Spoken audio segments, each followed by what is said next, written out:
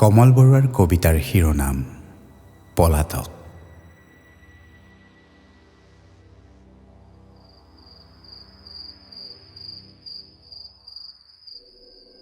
আন্ধাৰ নামি অহাৰ লগে লগে, ভিৰবোৰ কমি অহাৰ লগে লগে, পলাতক মানুহবোৰো সাৰ পাই উঠে ৰ'দৰ দৰে নিজতে।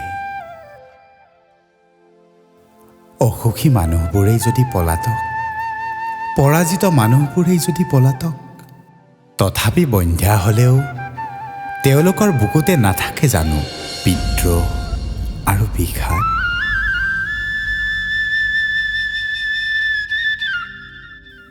পলাতক মানুহবোৰ দ্বিধাত উপঙি ফুৰা, নৰক চুমি সৰগৰ স্বপ্ন অঁকা,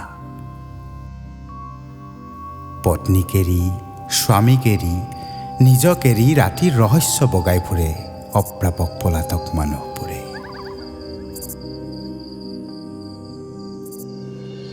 ভীৰুৰ দৰে পলাতক মানুহবোৰে কবৰ দিয়ে নিজৰ স্বপ্ন স্বাধীনতাক, যাপন কৰে বিষাদক আৰু জীয়াবলৈ ৰাখে অশ্ৰুৰ অনন্ত ফলকুক।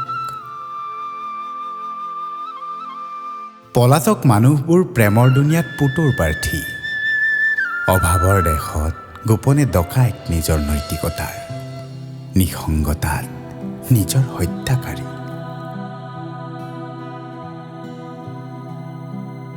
পলাতক মানুহবোৰে চকুলোটোকে প্ৰতীকী কবিতাৰ শাৰীত, বচা বচা গান শুনি লুকাই নাকৰ পানী মাত, ভিৰৰ মাজত খোজ দিয়ে ভয়ত, আৰু নিজক নিৰলে পখালে জোনাকত, বৰষুণত, আত্মজ মৌনতাত।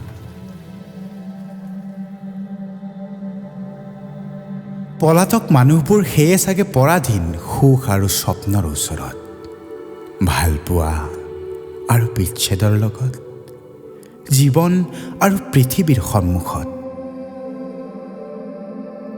যিহেতু তেওঁলোকে অৱস্থান কৰে সেই সঞ্জীৱনী স্পৰ্শৰ বহু নিলগত।